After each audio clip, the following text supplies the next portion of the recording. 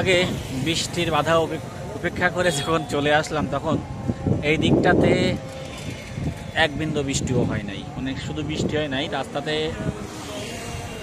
সামনে যাওয়ার সময় চোখে প্রচুর পরিমাণে বালি আসতেছে। মানে বালি বৃষ্টি হইলে তো ওই যে এই জায়গাগুলো তার কিছু থাকতো, বৃষ্টির ছাপ থাকতো আর কি, কিন্তু কোথাও কোনো বৃষ্টির ছাপ নাই, কিন্তু একদম কোথাও কোনো বৃষ্টির ছাপ নাই।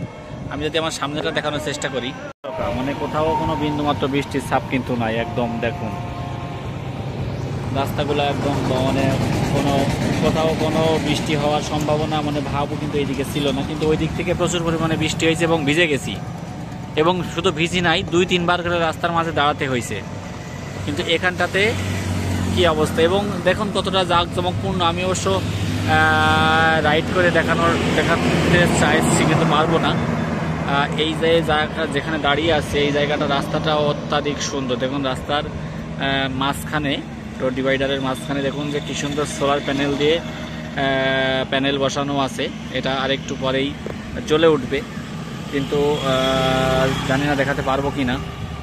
এবং এই রোড ডিভাইডারের মাঝখানের এই লাইটগুলো কিন্তু অনেক, মানে টোটাল পৌরসভার এমাথা থেকে ওমাথা পর্যন্ত কিন্তু এই নতুনভাবে, এই নতুন আঙ্গিকে এই লাইটগুলো কিন্তু দেওয়া হয়েছে। দেখুন এটা কোনো কারেন্টের সংস্পর্শ ছাড়াই একদম সুন্দরভাবে কিন্তু লাইট করা দেওয়া হয়েছে, একদম সোলার প্যানেলের মাধ্যমে।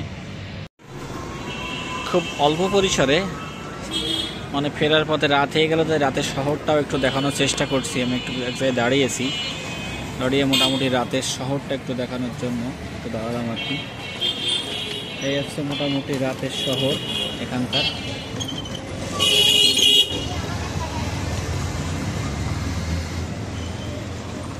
রাতের শহরটা, রাত যত গভীর হয় তত শহরটা একটু ঘুমিয়ে পড়ে, আর সন্ধ্যা রাত্রে একটু চঞ্চলতা বেশি থাকে, চঞ্চলতা।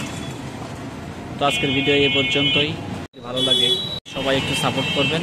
তো আজ এ পর্যন্তই, ভালো থাকবেন, সুস্থ থাকবেন।